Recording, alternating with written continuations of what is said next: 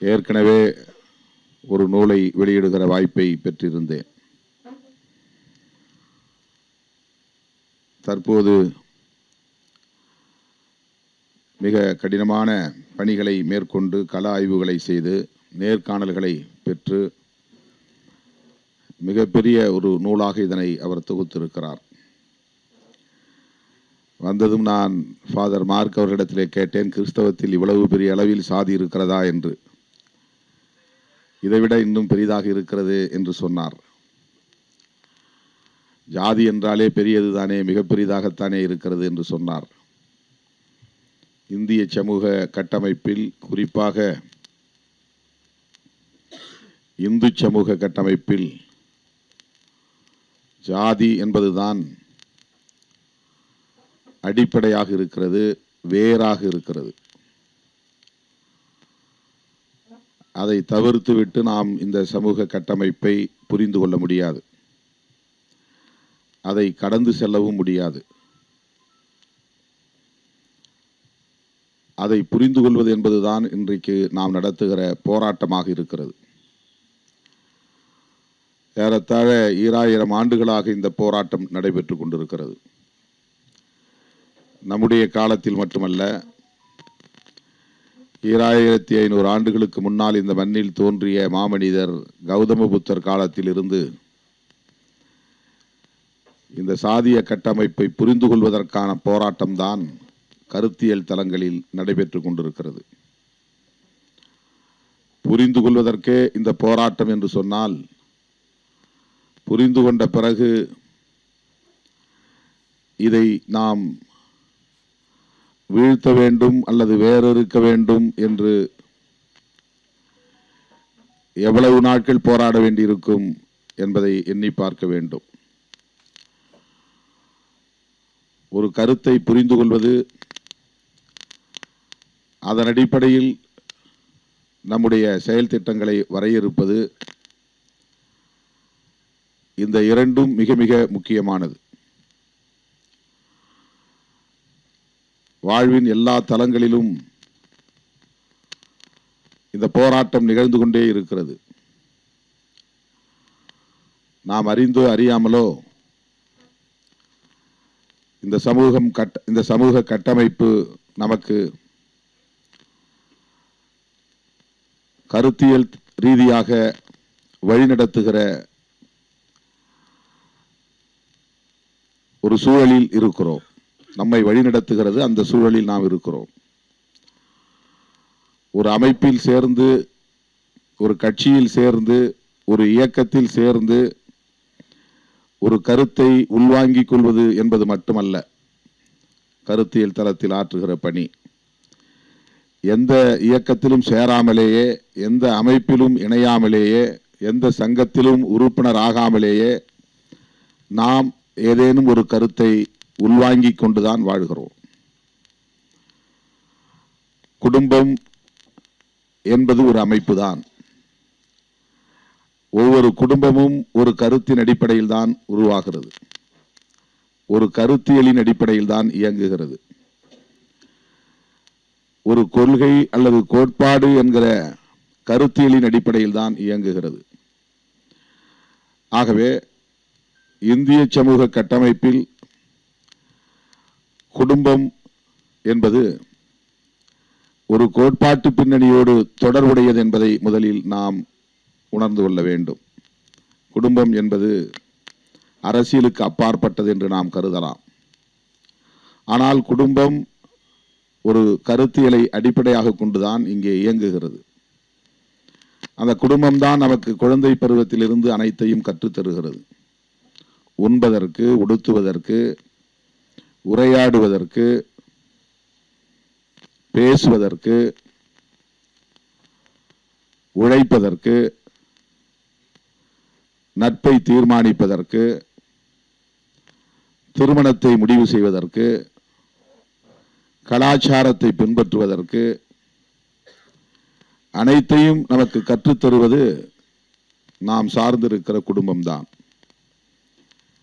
ஒரு கட்சியில் சேர்ந்துதான் ஒரு கருத்தியலை உள்வாங்க வேண்டும் என்று இல்லை. எந்த கட்சியிலும் சேராமலேயே நம்மை ஒரு கருத்தியல் வழிநடத்துகிறது என்பதை நாம் புரிந்து கொள்ள வேண்டும். அதை நாம் சாதியாக மதமாக அடையாளப்படுத்துகிறோம். சாதிக்கு ஒரு கருத்தியல் இருக்கிறது, மதங்களுக்கு கருத்தியல் இருக்கிறது. ஒரு மதம் சார்ந்த குடும்பம் அந்த மதம் முன்மொழிகிற கருத்தியலை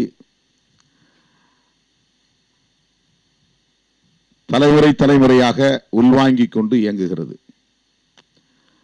அந்த குடும்பத்தில் பிறக்கிற குழந்தை அந்த குடும்பத்தின் வரையறைகளுக்கு உட்பட்டு வளர்கிறது. ஆகவே அந்த குழந்தையை அந்த குடும்பம்தான் வழிநடத்துகிறது. அந்த குடும்பம் ஏற்கனவே ஒரு மதத்திற்கு உட்பட்டதாக இருக்கிற போது அந்த மதம்தான் அந்த குடும்பத்தை வழிநடத்துகிறது. மதம் ஒரு கருத்தியலை உள்வாங்கி அதன் அடிப்படையில் மக்களை வழிநடத்துகிற காரணத்தினால் அந்த மதத்தின் கருத்தியல் தான் குடும்பத்தின் கருத்தியலாக மாறுகிறது.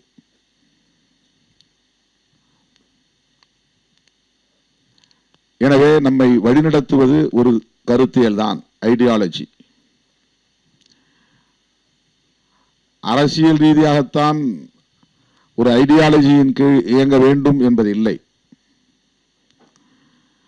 என்னை நான் கிறிஸ்தவன் என்று அடையாளப்படுத்திக் கொள்கிற போது கிறிஸ்தவ மதம் இந்த மண்ணில் எவ்வாறு இயங்குகிறது என்பதை பொறுத்து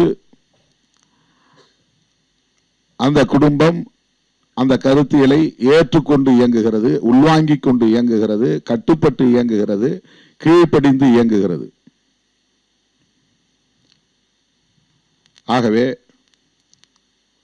ஒவ்வொரு மனிதனும் பிறப்பிலிருந்தே ஒரு அமைப்பை சார்ந்தவனாக இருக்கிறான். ஒவ்வொரு மனிதனும் அந்த அமைப்பின் கருத்தியலுக்கு கட்டுப்பட்டவனாக இருக்கிறான். அதன் அடிப்படையில் அவனுடைய அனைத்து நடவடிக்கைகளும் தீர்மானிக்கப்படுகின்றன. இதன் அடிப்படையில் தான் சமூக உறவுகளும் தீர்மானிக்கப்படுகின்றன. இது அடிப்படையான ஒரு செய்தி. இந்திய சமூகம் மட்டுமல்ல, உலகத்தில் வாழுகிற எல்லா மானுட சமூகங்களிலும் குடும்பம் இருக்கிறது. குடும்பம் இல்லாத சமூகம் என்று எதுவும் இல்லை. உலகத்தில் எல்லா நாடுகளிலும் மதங்கள் இருக்கின்றன. உலகத்தில் உள்ள எல்லா மதங்களும் ஒரு கோட்பாட்டை முன்மொழிகிறது. அந்த கோட்பாட்டின் அடிப்படையில் தான் மனித உறவுகள் தீர்மானிக்கப்படுகின்றன, கலாச்சார உறவுகள் உள்ளிட்ட அனைத்தும். எனவே நாம் வாழும் இந்த மண்ணில் குடும்பம் என்கிற அமைப்பையும் புரிந்து கொள்ள வேண்டும். அந்த குடும்பம் சார்ந்து இயங்கக்கூடிய கருத்தியல் பின்னணியையும் நாம் புரிந்து கொள்ள வேண்டும். அப்படி புரிந்து கொள்வதன் அடிப்படையில் நாம் முற்போக்கான திசை வழியில் நம்முடைய எதிர்காலத்தை முன்னெடுத்து செல்வதற்கு ஏதுவாக அமையும். ஒட்டுமொத்த மானுட சமூகத்தையும் வழிநடத்துவதற்கு ஏதுவாக அமையும். இந்த முயற்சி தான் காலம் காலமாக கௌதம புத்தர் காலத்தில் இருந்து நடந்து வருகிறது. கௌதம புத்தரும் சராசரியான ஒரு மனிதனாக தன் குடும்பத்திலே ஒரு பிள்ளையாக பிறந்து அந்த குடும்பம் முன்மொழிந்த கொள்கைகளின் அடிப்படையிலே அத்தனை உறவுகளையும் தீர்மானித்து வாழ்ந்து மடிந்து இருக்கலாம். ஆனால் அவர் எடுத்த முயற்சி இந்த சமூகத்தை புரிந்து கொள்வதற்கான முயற்சி. அவருடைய முயற்சி தனிப்பட்ட முறையிலே இந்த உலகத்தை, பிரபஞ்சத்தை புரிந்து கொள்வதற்கான முயற்சி அல்ல. மானுடத்தோடு தன்னை இணைத்துக் கொண்டு, மனித குலத்தோடு தன்னை இணைத்துக் கொண்டு, மனித குலம் வாழுகிற சமூகத்தோடு தன்னை இணைத்துக் கொண்டு இந்த சமூக உறவுகளை புரிந்து கொள்வதற்கான முயற்சி. அப்போது அவருக்கு ஞானம் பிறந்தது என்று நாம் சொல்லுகிறோம். ஞானம் பிறந்தது என்று சொன்னால்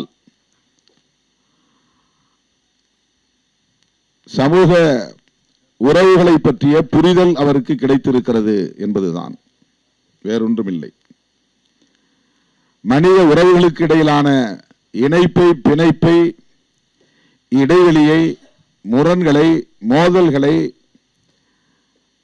புரிந்து கொள்வது என்பதுதான் அந்த ஞானம் என்கிற சொல்லுக்கான விளக்கம்.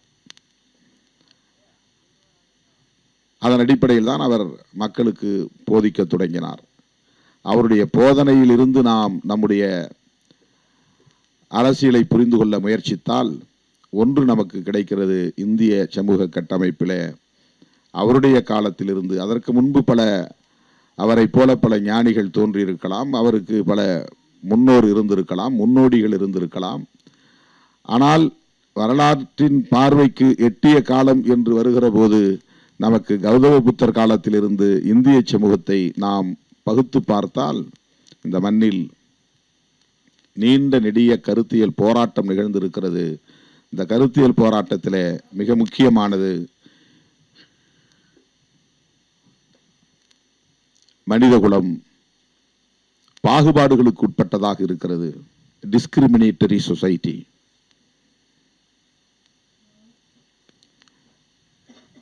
இதுதான் மிக முக்கியமான ஒன்று, நாம் அறிந்து கொள்ள வேண்டிய மிக முக்கியமான ஒரு செய்தி. உலகம் முழுவதும் குடும்பங்கள் இருக்கின்றன, உலகம் முழுவதும் வேறுபாடுகள் இருக்கின்றன. ஆண் பெண் வேறுபாடு என்பது எல்லா மனித குலத்திலும் இருக்கிறது, எல்லா நாடுகளிலும் இருக்கிறது. தொழிலாளர் முதலாளி என்கிற வேறுபாடு அல்லது பாகுபாடு இருக்கிறது. இந்திய மண்ணை பொறுத்தவரையில் ஒரே மதத்தில் பிறப்பின் அடிப்படையில் பாகுபாடு, டிஸ்கிரிமினேஷன், ஒரு டிஸ்கிரிமினேட்டரி சொசைட்டி. அதுதான் நம்முடைய குடும்பங்கள் எப்படி இங்கே உருவாக்கப்பட்டிருக்கின்றன என்றால் டிஸ்கிரிமினேட்டரி பேஸ்ட், பாகுபாடுகள் நிறைந்த அல்லது பாகுபாடுகளை அடிப்படையாக கொண்ட குடும்பங்களாக இங்கே கட்டமைக்கப்பட்டிருக்கின்றன. இந்த பாகுபாடுகளால் மனித உறவுகள் சிதைந்து போய் கிடக்கின்றன. மனிதருக்கு மனிதர் இடைவெளி இருக்கிறது. இதனால் நல்லிணக்கமான உறவு இல்லை, அமைதியான வாழ்க்கை இல்லை, சகோதரத்துவம் இல்லை, இழிவுகளும் வன்முறைகளும் தலை தூக்குகின்றன. அதன் அடிப்படையிலான சுரண்டலும் நீடிக்கின்றன. இவை அனைத்தையும் சீர் செய்ய வேண்டுமானால் பாகுபாடுகள் களையப்பட வேண்டும். இது அடிப்படையான செய்தி. Eradication of discrimination. இந்த பாகுபாடுகளை களைய வேண்டும். இந்த பாகுபாடு என்பதுதான் special character of caste system. ரொம்ப முக்கியமான ஒரு செய்தி இது. சாதியின் பண்புகளில் மிக முக்கியமானது, நுட்பமானது பிறப்பின் அடிப்படையிலான உயர்வு தாழ்வு என்பதுதான். அதன் அடிப்படையில் தொடர்கிற பாகுபாடுகள் என்பதுதான். வேறுபாடு என்பது வேறு, பாகுபாடு என்பது வேறு. டிஃபரன்சஸ் என்பது வேறுபாடு, டிஸ்கிரிமினேஷன் என்பது பாகுபாடு. அது இழிவுகளை கொண்டதாக இருக்கிறது, வன்முறைகளை கொண்டதாக இருக்கிறது. பிறப்பால் உயர்ந்தவன், பிறப்பால் தாழ்ந்தவன், பிறப்பால் ஆண் மேலானவன், பிறப்பால் பெண் கீழானவள். இதுதான் அடிப்படையான பண்பு, ஜாதிக்கான அடிப்படையான பண்பு. ஆனால் இந்த மண்ணில் இன்றைக்கும் ஜாதி என்பது பெருமைக்குரியது என்று பரப்பப்படுகிற பரப்புரைகளும் தொடர்கின்றன. நியாயப்படுத்துகிற போக்குகள் தொடர்கின்றன. அந்த கட்டமைப்பை கட்டி பாதுகாக்க வேண்டும் என்கிற போராட்டம் நடைபெற்றுக் கொண்டே இருக்கிறது. இது கருத்தியல் தளத்திலும் செயற்பாட்டு தளத்திலும் நீண்ட நெடுங்காலமாக நடைபெற்றுக் கொண்டே இருக்கிறது. பிற நாடுகளில் இருக்கிற சுரண்டலுக்கு எதிரான போராட்டங்கள் புரட்சியாக மாறி மாற்றங்கள் நிகழ்ந்திருக்கின்றன. ரஷ்யாவில் நடந்த புரட்சி, சீனாவில் நடந்த புரட்சி, ஏன் தென்னாப்பிரிக்க நாடுகளில், அமெரிக்க நாடுகளில் இருந்த நிற வேறுபாடு, ரேஷியல் டிஸ்கிரிமினேஷன், அது தொடர்பான போராட்டங்கள், அவையெல்லாம் ரெவல்யூஷன் என்கிற ஒரு கட்டத்தை எட்டி மிகப்பெரிய social change, cultural change, political change போன்றவை நிகழ்ந்திருக்கின்றன. ஆனால் இந்திய மண்ணில் கௌதமபுத்தர் காலத்தில் இருந்து இன்னும் இந்த சமூக கட்டமைப்பை புரிந்து கொள்வதற்கான கருத்தியல் யுத்தம்தான் நடந்து கொண்டிருக்கிறதே தவிர இதில் மாற்றத்தை ஏற்படுத்துவதற்கான புரட்சி நிகழவில்லை.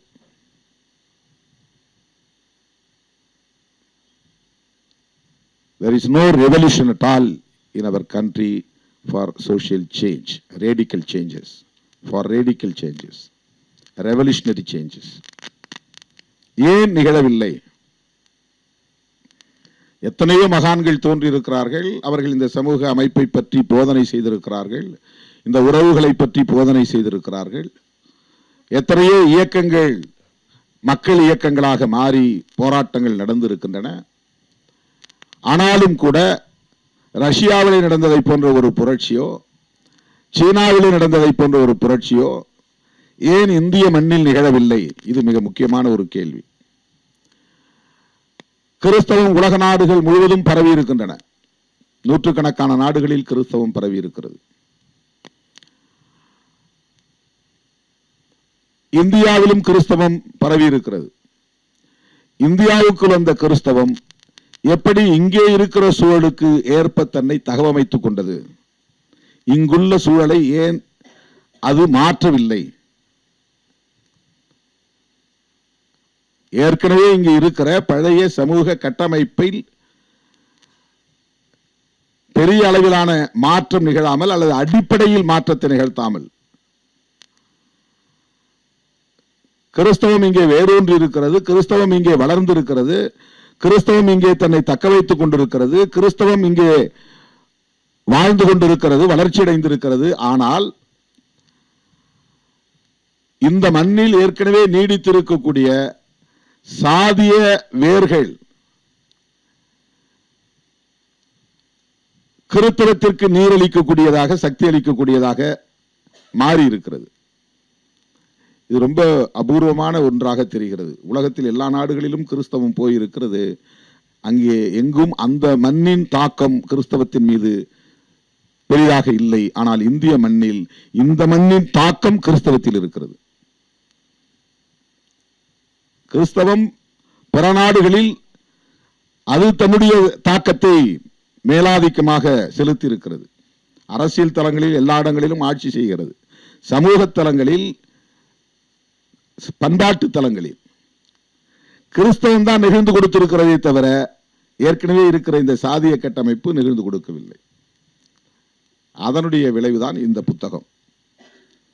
கிறிஸ்தவத்தில் ஜாதி என்று சொல்லக்கூடிய, தொகுக்கக்கூடிய, எழுதக்கூடிய, நேர்காணல்களை பதிப்பிக்கக்கூடிய ஒரு தேவை ஏன் நிகழ்ந்திருக்கிறது என்றால், நூற்றுக்கணக்கான ஆண்டுகள் ஆகியும் கிறிஸ்தவம் இங்கே வந்து வேர்விட்டு வளர்ந்திருந்தாலும் கிறிஸ்தவத்திற்கான வேர்கள் சாதிய வேர்களாக இருக்கின்றன.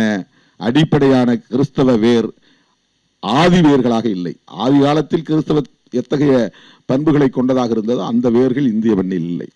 இங்கே கிறிஸ்தவம் வளர்ந்திருக்கிறது, ஆனால் வேர்கள் சாதிய வேர்களாக இருக்கின்றன. நீங்க எப்படி வேணாலும் இருந்துங்க, ஆனா நீங்க கிறிஸ்டியனா இருங்க. சர்ச்சுக்குள்ள வாங்க, நீங்க தனித்தனியா உட்கார்ந்துங்க, ஆனா நீங்க கிறிஸ்டியன். சர்ச்சுக்குள்ள இருங்க.